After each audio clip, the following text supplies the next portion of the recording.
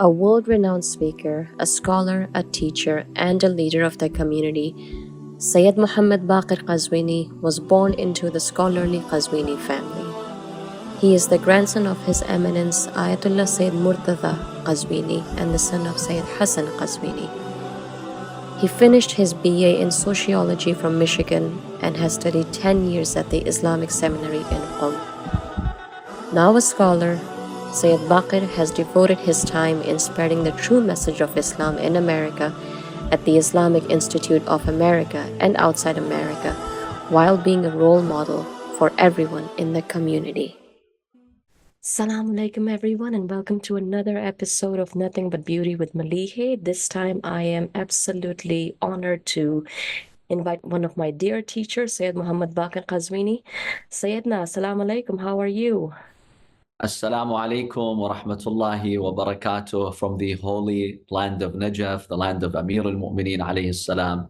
It is also my great honor to be with you on this program today. Thank you. Thank you so very much, Sayyidna, for taking time out of your busy schedule to be a part of my podcast. May Allah bless you. Thank you. It's my pleasure. So, Sayyidna, I am someone who looks up to you for akhlaq whenever I feel low, whenever I see hypocrisy or envy or anything else in the community, and you know that. But I wanted to ask you, what can you share about akhlaq through the lens of Karbala? What can Karbala teach us about good akhlaq? First of all, I appreciate your sincere statements about that.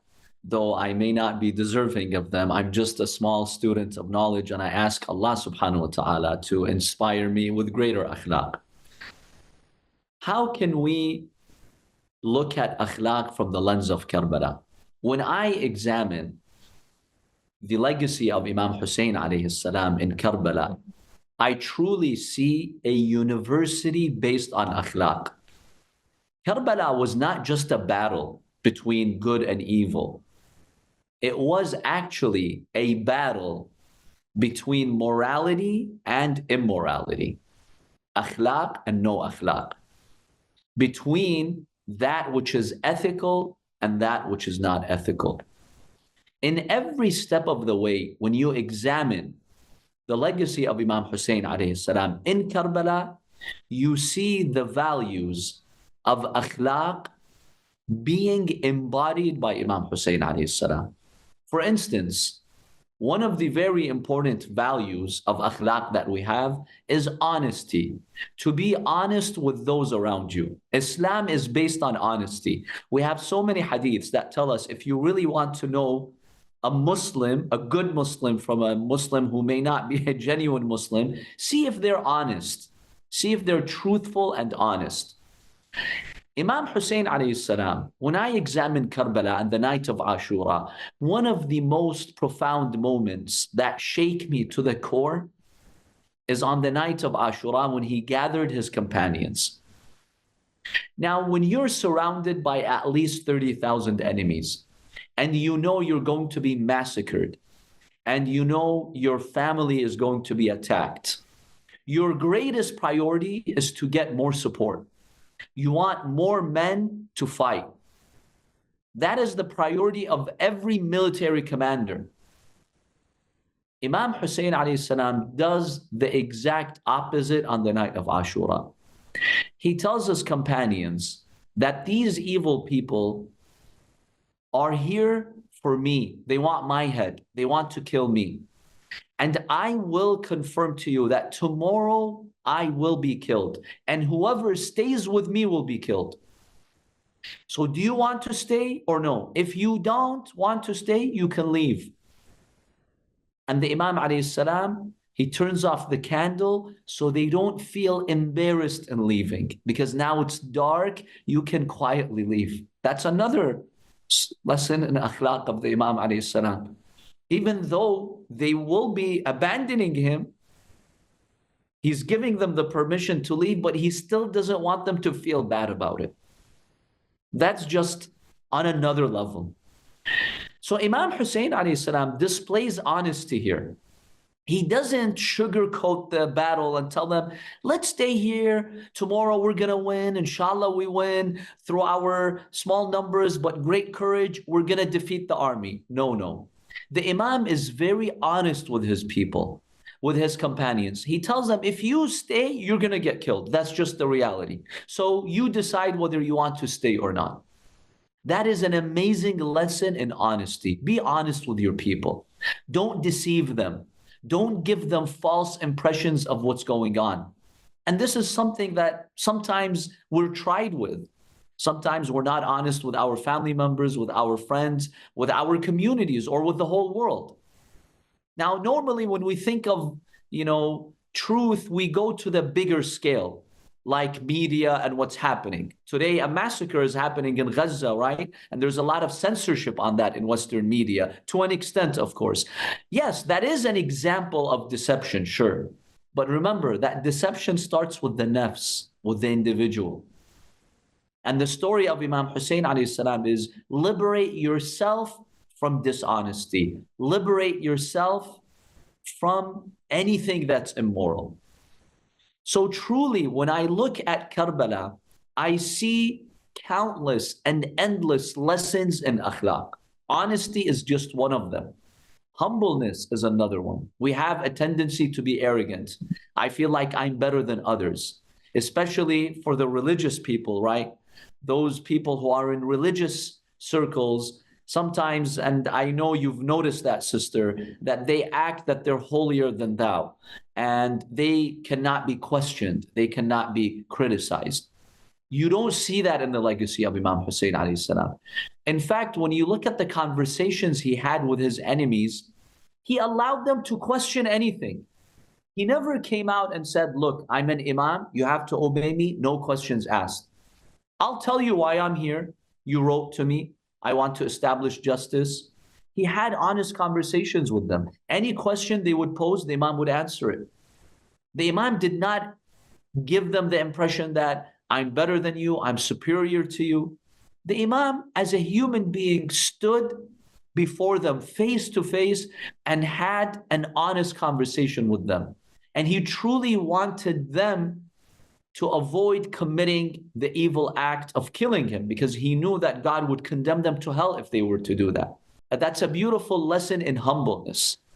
And when you look at his relationship with his companions, even though he's their imam and their leader, but the Imam alayhi salam treated them as if they were just like him, if they were one of his own, family members. So truly, Karbala is a beautiful university in akhlaq, in honesty, in forgiveness, forgiving others. That's one very important moral trait that Islam highly recommends. Normally, we find it difficult to forgive our friends and family when they wrong us. Even that, it's difficult. Islam says, look, your friend and family, it's a given you have to forgive them. It's your enemy that many times you should also forgive, and you should also be merciful to.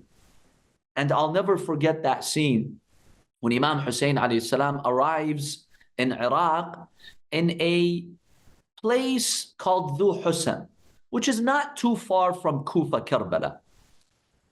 Let's say maybe 30, 40, 50 miles away from that. The Imam alayhi salam initially had access to water, and the jugs that were with him and his companions were filled. Now, the army of Hur arrives. They were dispatched by the governor of Kufa, Ibn Ziyad, to block Imam Hussein from going to Kufa. That was their goal. So your enemy here is to block you. He's to stop you from your mission. Imam Hussein notices that they're extremely thirsty. It was hot. They came from a long way, and they did not have access to the river, whereas the Imam did have access. You know what the Imam did? That's just a beautiful lesson in akhlaq. Not only did the Imam give them water, he realized their horses were also, struggling from the heat and thirst. So he sprayed their horses with water. One of those men, Ali ibn Ta'an al-Muharibi, he comes to see the Imam. Now, because he was struggling with thirst, he couldn't see well. He was like disoriented. His vision was blurry. The Imam gave him the jug of water to drink. He started to spill the water. When you're so thirsty and you can't see well, you get disoriented, you lose your balance. He couldn't figure out how to drink properly from the jug, because those jugs, you had to tilt them in a certain way and squeeze them in a certain way for the water to come out. They would make them that way so they don't spill on long journeys. So he couldn't figure out how to drink it. And when he would finally open, the lid of it, it would spill on him. So Imam Hussein alayhi salam gave him instructions. He told him, this is how you have to tilt it for you to drink. He still couldn't figure it out. Finally, Imam Hussein alayhi salam, with his own blessed hand, he takes the jug, he opens it, and he feeds him the water. That's akhlaq. That's just on another level. Your enemy, that man is your enemy. He's here as a soldier to stop you, to fight you. Yet you give him water in that way. We can go on for not hours. We can go on for days and weeks and months examining every step Imam Hussein took from Medina to Mecca, from Mecca to Iraq to Karbala, and how every moment of it was a lesson in akhlaq. So really, Karbala, if you want to summarize it in one word, it is akhlaq. It's the battle of akhlaq, the victory of akhlaq, the victory of ethics and morals over unethical standards and immorality. That's what Karbala boils down to. Oh man, as you said, that's on a whole another level. I myself, Sayyidna, I believe I've mentioned this to you before, that I came back to the faith exactly 5 years ago this May. And the journey has been very, very, very, very, very difficult. There have been times when, because of people's akhlaq, let me be straight up honest and say, because of the akhlaq of some of our Shia brothers and sisters, mashallah, that I think, you know what, why the hell am I even here? Things were so much better when I didn't have any of these people in my circle. Do I get thoughts of leaving again? Absolutely, 1,000%, 1,000%. But then I remind myself of the akhlaq of Imam Hussein alayhi salam. And then I tell myself, man, like that man did not get killed in Karbala for no reason. There's a profound reason why that man was killed so brutally in Karbala. So, Imam, fine, I'll stay because of you. But it's been tough. It's been absolutely tough. But I think that this is why we look up to Abu Abdullah for encouragement, as difficult as it is. My next question is, how do we even know if we truly learned akhlaq from Karbala as people who claim to follow Abu Abdullah alayhi salam? The concern that you have raised is a very serious and valid concern. I would like to share just a quick thought on that before we address the question on how do I know that I am aligned with the akhlaq of Imam Hussein alayhi salam in Karbala. Mm-hmm. So you mentioned that in the past 5 years after you returned to the faith and to the school of Ahlul Bayt alayhimus salam, you have been struggling with the akhlaq of some, unfortunately, brothers and sisters around you. Yes. One thing I would like to share with you is that when Allah subhanahu wa ta'ala sees that you are on your journey to grow spiritually and to increase your faith, Allah tries you and holds you to a tougher standard. Not because Allah wants you to suffer. To the contrary, because Allah wants to give you a greater opportunity to rise through the ranks and achieve the highest levels. So one of the trials Allah would give someone who is finding his way to faith is to surround him or her with people who have difficult akhlaq. Because that is one of our trials in this world. And that's why Allah has given us the examples of the prophets and the imams.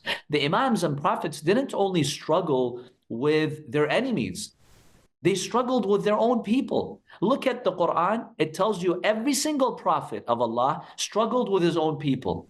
Sure. Ya qawm, my people. In fact, their own family members. The prophet struggled with his own family. Abu Lahab, his uncle, condemned him.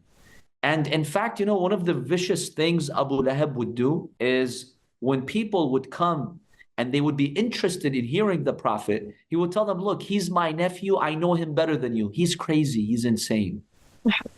Can you imagine how much that hurts an average person, let alone a prophet? But Abu Lahab is the uncle of the Prophet. He suffered from his own family members. And then we know the trouble that he had with some of his wives. Surah Al-Tahrim tells us about the conspiracy that two of his wives made. You have people from your own family in your own house causing you headaches. That's a lesson for us, that look, you'll be surrounded with people who are not going to show you good akhlaq, but that's your trial in this dunya. Allah wants you to expose yourself to that and be patient so you go to the highest levels, because that's how you build yourself. See, if I'm put in a rosy environment, nothing ticks me off. Where's the trial? That's like going to first grade. Do I want to be stuck in first grade to the rest of my life? In fact, that's an insult. Imagine if you have a bright student who has good potential. The teachers tell him, look, Habibi, there's no reason why you need to go and suffer in middle school and high school and primary school and secondary school and then go to college and university. Stay in first grade for the rest of your life. It's a piece of cake. Would you accept that? Oh man, Sayyidna. It's nice, it's easy, but would you accept that? No. See, the thing is, the dilemma is, the irony is, when it comes to the trials with Allah, a lot of the things we complain about boils down to us wanting to be stuck in first grade. Ya Allah, keep me in first grade. I don't want that trial. I don't want to be dealing with that nasty akhlaq person and this. But Allah subhanahu wa ta'ala, when He surrounds you with that, Allah now took you to a higher grade. Allah is basically sending you a message. I've given you good potential. You can deal with that. You can be a stronger human being. In fact, that's where you train yourself to have good akhlaq. That's your gym. We have the physical gym, we have the moral gym. That's your moral gym. Because how do you test your anger? How do you test your sincerity? By being surrounded with people who have difficult akhlaq. If I'm surrounded by good people and good akhlaq, then where's my arena? Where am I going to train myself? It's tough. It's definitely tough. I do acknowledge that it's very tough. Oh my goodness. But now, how do we, including myself as well. Now, I'm not saying that I'm someone with the best akhlaq. Absolutely not. I have my slips as well. But how do we truly know if we, who claim to follow Abu Abdullah alayhi salam, who claim to follow the truth, how do we know if we have truly learned akhlaq from Karbala? It's very easy for anyone to claim that they follow anything. Today, there are 1.8 billion Muslims who claim to follow who? Even someone who's greater than Imam Hussein alayhi salam, Prophet Muhammad sallallahu alayhi wa alayhi. 1.8 billion Muslims, that's their claim, that I follow Quran, I follow the Prophet. It's very easy to make claims. And unfortunately, the same applies to our school of thought. There are people who claim to follow Imam Hussein alayhi salam and the akhlaq of Imam Hussein, but that's not the truth. That's not the reality. So how can we guarantee that we're always aligned with the akhlaq of Imam Hussein and we don't fall into this trap that many people fall into? They think they follow the Imam, but in reality, they're not following the Imam practically.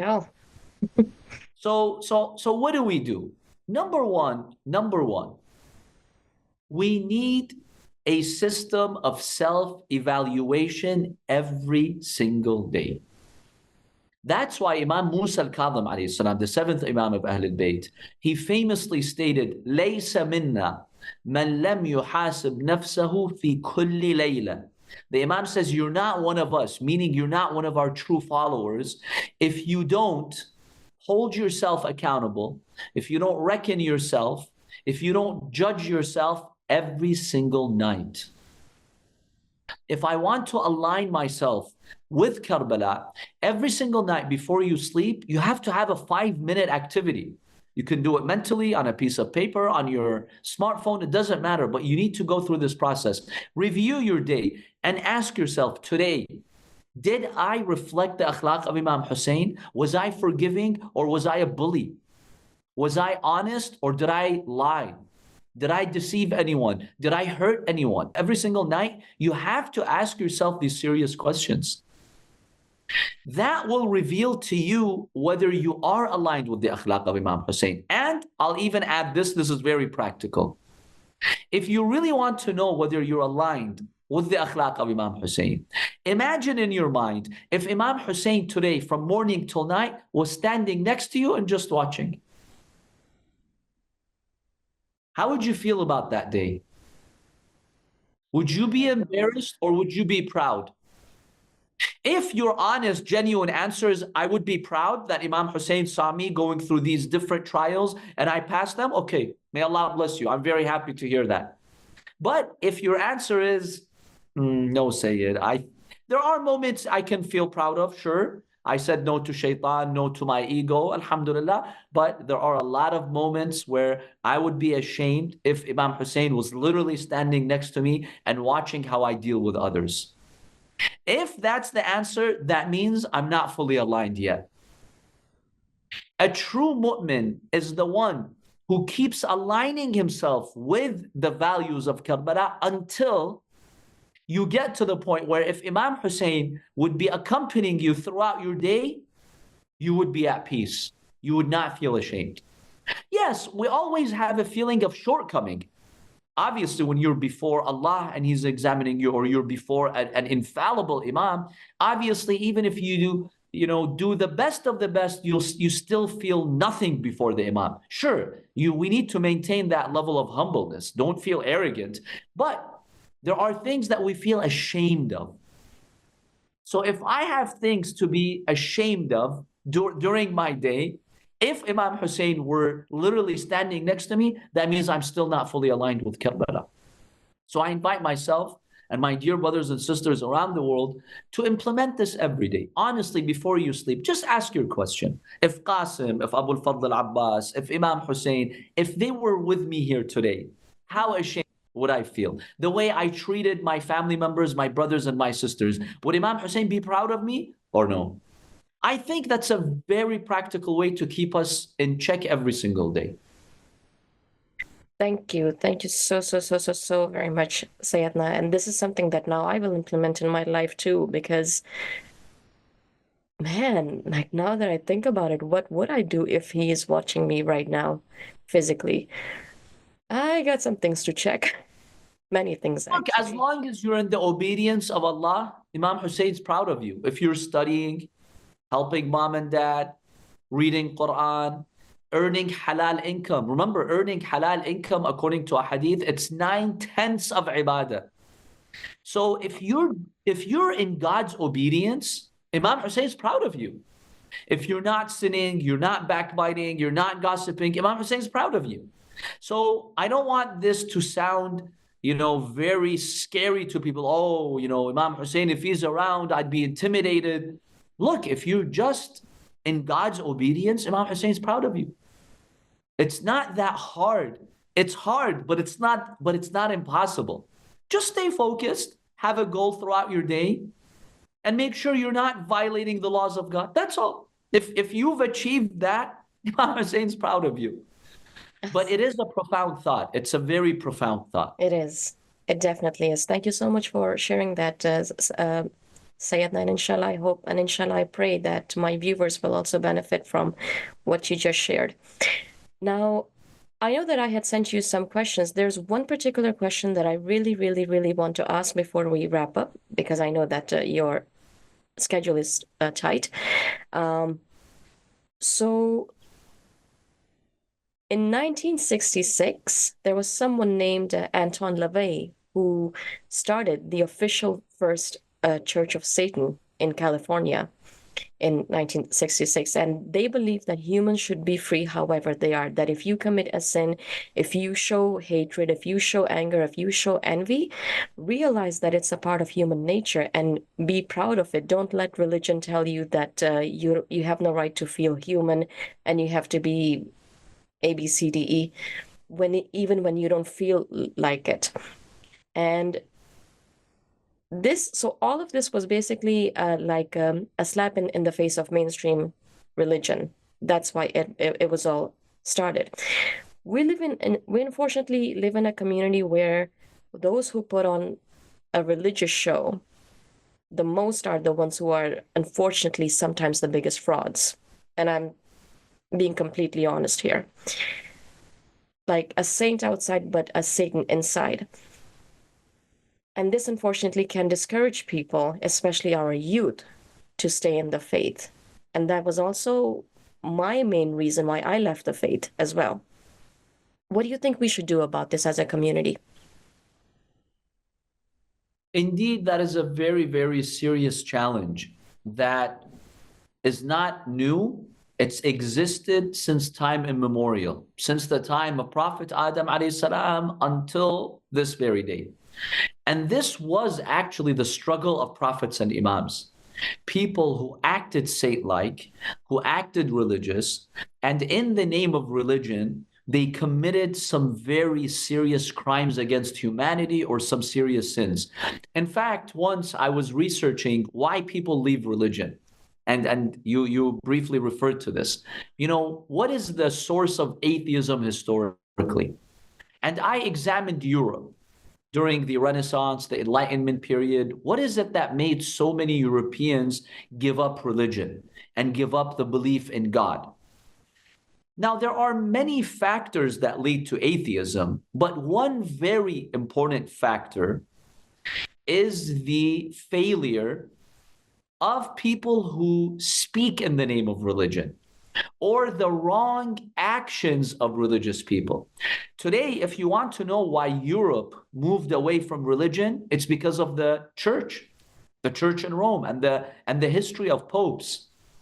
Do you know that for 1,000 years, popes would get married, they had children, they had families. It's been 1,000 years that they stopped getting married. I think most people don't even know this today. Even Catholics don't even know this today. For 1,000 years, popes would get married after Isa alayhi salam. Now, why do you think the church stopped the pope from getting married? Are you aware of that? Is it because they were committing adultery? Well, but why stop them from getting married and have children, though? I do not know. One reason is they would have children, and then when the pope dies, their father dies, the children go, and all the resources and the funds and the money of the church, they would take it in the name of inheritance. Our dad died, we're going to inherit him. So the Catholic Church realized every few decades you've got a dilemma. You've got these children who come in the name of inheritance, who are acting so holy, and the children of the Pope, they steal all that money. So the church says, you know what? You're not getting married anymore. That way, when you die, nobody's going to inherit you. No children can inherit you. That was the reason. And this is mentioned in the Catholic Encyclopedia. These are official sources. You can research it. The popes would commit crimes. They would kill.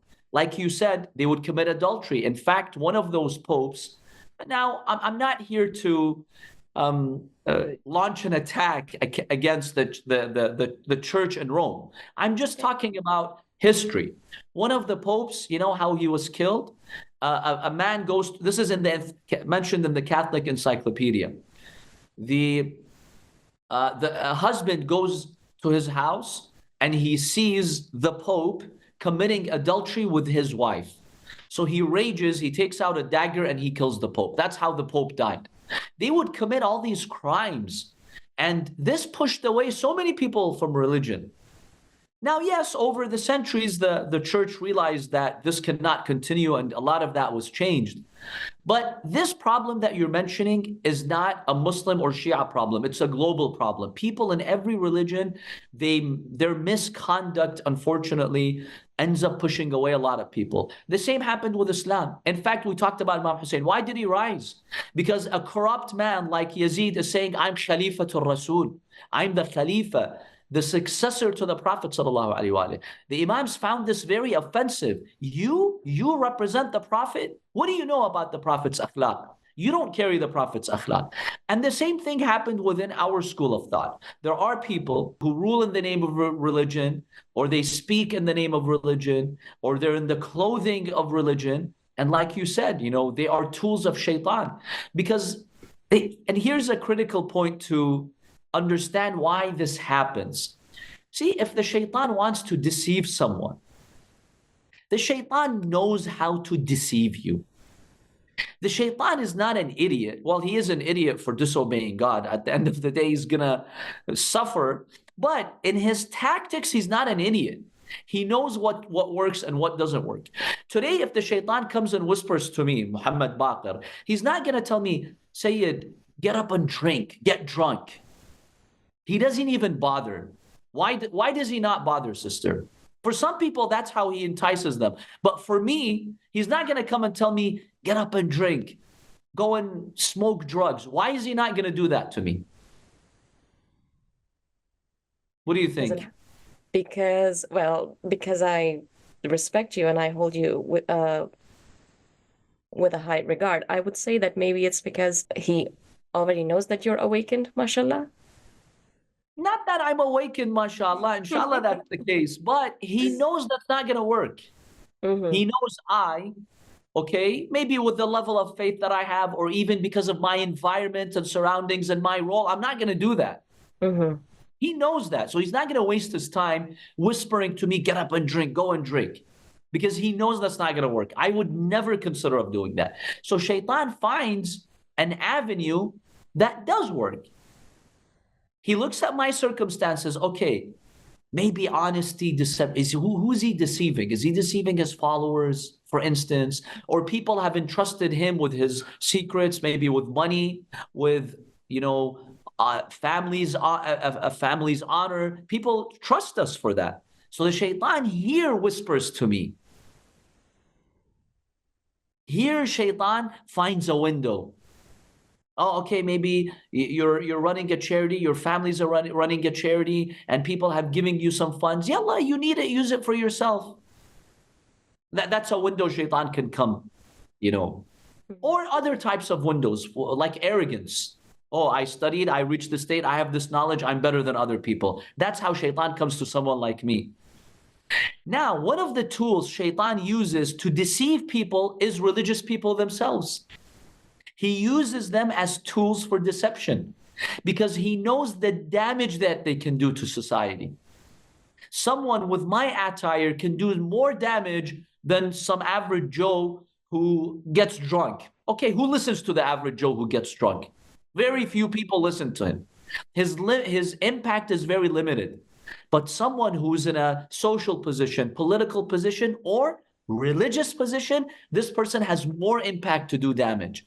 So that's why the shaitan focuses his efforts on people like that, to turn them from saints into Satans, as you said, as tools of deception. So this is one of the trials that Allah subhanahu wa ta'ala tries us with. And if you look at the prophets, you will find people who are close to them who made people deviate. Samiri, in the story of Prophet Musa alayhi salam, he was one of the people of Prophet Musa, but he's the one who deceived them. He created the golden calf and he made them deviate. It's people like that who make you deviate. So that's why. Now you could say, but how can I protect myself? That's why Imam Ali alayhi salam says so beautifully, sister, know the haqq not through men. Know the haqq not through men, but know the haqq through what it's worth. Know the haqq, and then you'll find who are the people of the haqq, who are the men of haqq. If I base my deen on people, when those people do wrong, I'm going to lose my deen. I'm going to doubt my deen. My core values is Quran, the Prophet, the Imams, the haqq, that's it. Everyone else out there can potentially help me get there, or sometimes they can block me. So I never should tie my deen around any other fallible human being, because whoever they are, even if they're saint-like, they may slip or they may turn out to be evil. The Imams warned us of evil scholars. There will be evil scholars throughout history who will misguide people. The Prophet and the Imams warned the Muslim Ummah from them. So always know the truth, know the inherent value of the truth, and then build your life around the truth, not around people.